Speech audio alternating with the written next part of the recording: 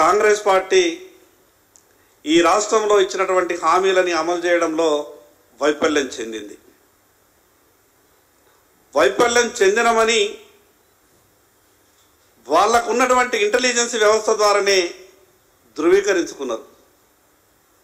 బాగా గొప్పగా చెప్పుకునే ప్రయత్నం చేశారు.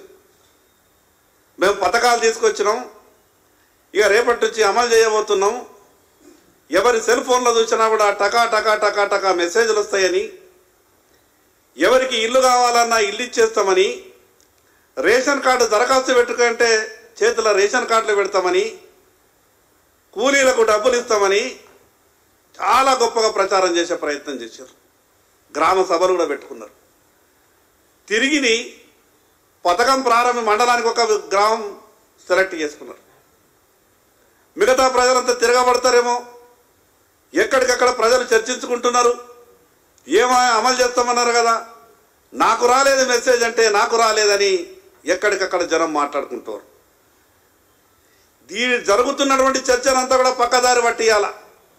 ఎక్కడ ప్రజలు తిరగబడతారో, ఇచ్చినటువంటి హామీల మీద సంవత్సరం పూర్తి అయిపోయింది కదా, ప్రజలు తిరగబడతారన్నటువంటి ఆలోచనతోని కాంగ్రెస్ పార్టీ ఈ పద్మ అవార్డుల మీద మనం ఏదో ఒక రచ్చ చేయాల.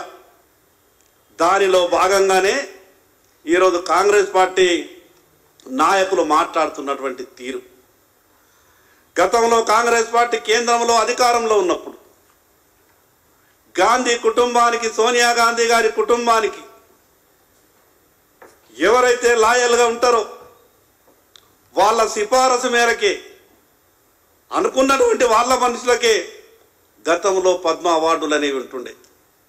కానీ 2014లో నరేంద్ర మోడీ గారు ప్రధానమంత్రి అయిన తర్వాత ఈ పద్మ అవార్డులు దేశంలో చేస్తున్నటువంటి సేవలకు, చాలామంది చేస్తున్నటువంటి సేవలకు, వాళ్ళ త్యాగాలకు గుర్తింపునిచ్చి సరైన రీతిలో ఎంపిక జరగాలని ఒక పారదర్శకతో కూడినటువంటి కమిటీ ఏర్పాటయ్యింది. దాని కారణంగానే ఏ రోజు కూడా హైదరాబాద్ కానీ ఢిల్లీ ముఖం చూడనటువంటి ఎందరో మంది పేదలకు ఈ సమాజంలో చేస్తున్నటువంటి సేవలను గుర్తించి పద్మ అవార్డులు నరేంద్ర మోడీ గారి ప్రభుత్వంలో, అసలు ఢిల్లీ ముఖం కూడా చూడలేదు చాలామంది, హైదరాబాదు రాలేదు కొందరైతే, అటువంటి వాళ్ళని కూడా ఈరోజు పద్మ అవార్డులు ఇచ్చి భారత ప్రభుత్వం గొప్పగా గౌరవించింది. దానికి ఉదాహరణ మా ఆదిలాబాద్ జిల్లాలో గుసాడి కనకరాజు గారు. ఢిల్లీ ఏ రోజు కూడా చూడలేదు. వాళ్ళు ఏదో నాకు పద్మ అవార్డు కావాలని వారు అడగలేదు. ఒక యువకుడు గుసాడి కనకరాజు గారి సేవలను గుర్తించి కేంద్ర ప్రభుత్వానికి ఒక ఉత్తరం రాస్తే కనకరాజు గారిని గుర్తించి పద్మ అవార్డు ఇచ్చింది భారత ప్రభుత్వం. ఈరోజు రాజకీయాల ప్రమేయం ఉండదు, దానికి ఒక సిస్టమేటిక్ ఒక కమిటీ ఉంటుంది.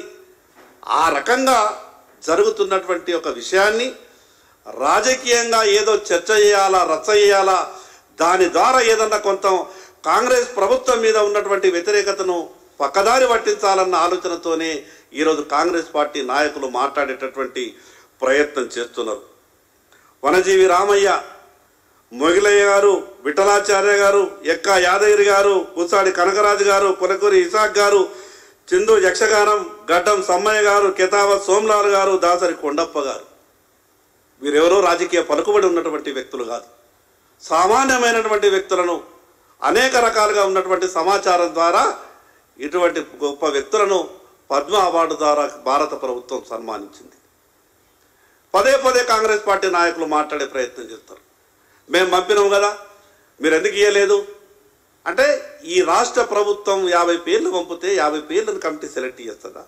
దానికి ఒక సిస్టమ్, అక్కడ ఉన్నటువంటి సిస్టమ్ ద్వారా పేర్లు అనేది సెలెక్ట్ జరుగుతుంది. రాజకీయ ప్రమేయం దాంట్లో ఎక్కడ ఉండదు, పొలిటికల్ ఇంటర్ఫిరెన్స్ ఎక్కడ కూడా లేదు. కానీ దాన్ని రాజకీయం చేయాలనే ఆలోచనతో కాంగ్రెస్ పార్టీ మాట్లాడేటటువంటి ప్రయత్నం చేస్తున్నది.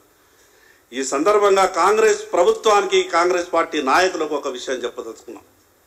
ఈ రాష్ట్రంలో ఈ ప్రజలు మీకు అధికారం ఇచ్చింది కేవలం కాంట్రవర్సీ రాజకీయాలు చేయడానికి కాదు. మీరు అమలు చేస్తానన్నటువంటి హామీల సంగతి ముందు చూడండి. ఉదాహరణగా ఈరోజు కేంద్ర ప్రభుత్వం మీకు సాయం చేసే ప్రయత్నం చేస్తున్నది. ఆ సాయాన్ని మీరు తీసుకొని ఈ రాష్ట్ర ప్రజల మంచి కొరకు పనిచేసేటటువంటి ప్రయత్నం చేయండి. కానీ ప్రతి విషయానికి ఏదో పని జరిగితే మా వల్ల జరిగింది అని గొప్పలు చెప్పుకునే ప్రయత్నం చేస్తారు. ఏదన్నా కాకుంటే కేంద్ర ప్రభుత్వం మీద నెట్టేసేటటువంటి ప్రయత్నం చేస్తున్నారు. ఇది మంచి పద్ధతి కాదు. ప్రతి విషయానికి కేంద్రం ఏదో బదనాం చేసే విధంగా, కేంద్ర ప్రభుత్వాన్ని ఏదో ఇబ్బంది పెట్టే మేము మాట్లాడితే అయిపోతుందేమో అనే విధంగా కాంగ్రెస్ పార్టీ నాయకులు మాట్లాడేటటువంటి ప్రయత్నం చేస్తూ ఉన్నారు. మేము ఏ రోజు కూడా అన్ని విషయాల్ని రాజకీయాలు చేసేటటువంటి ప్రయత్నం ఏ రోజు కూడా భారతీయ జనతా పార్టీ చేయదు. కానీ మొదటి నుంచి కూడా కాంగ్రెస్ పార్టీకి ఒక అలవాటు ఉన్నది. ఆ ప్రభుత్వం చేయలేనటువంటి పనులను ఎక్కడ ప్రజలు తిరగబడతారో అని గమనించి దాన్ని డైవర్ట్ పార్టీకి చేసేటటువంటి ప్రయత్నంలో భాగంగానే ఈ పద్మ అవార్డుల గురించి చర్చ చేసే ప్రయత్నం చేస్తూ ఉన్నారు. ఇకనైనా కాంగ్రెస్ పార్టీ నాయకులారా నలుగురికి మంచి చేసేటటువంటి ప్రయత్నం చేయండి. కానీ కేవలం డైవర్ట్ పాలిటిక్స్ ద్వారానే 5 సంవత్సరాలు ఈ రాష్ట్రాన్ని పరిపాలిస్తామనంటే ఇది మంచి పద్ధతి కాదు. ఇప్పటికైనా మంచి ఆలోచించండి, నలుగురికి మంచి చేసేటటువంటి ప్రయత్నం చేయండి. మీరు ఏదైతే ఈ రాష్ట్రంలో 6 గ్యారంటీల గురించి మాట్లాడినరో, అవే కాకుండా మిగతా హామీల గురించి మాట్లాడినరో, వాటిని ఏ రకంగా అమలు చేయగలుగుతాం, ఏ రకంగా ప్రజలు ఇచ్చినటువంటి అవకాశం ద్వారా నలుగురికి మంచి చేయగలుగుతారో ఆ మాట మీదనే నిలబడి ఆ రకమైనటువంటి వ్యవహారాలు చేయాల్సిందిగా నేను కాంగ్రెస్ పార్టీ నాయకులను కోరుతున్నాను.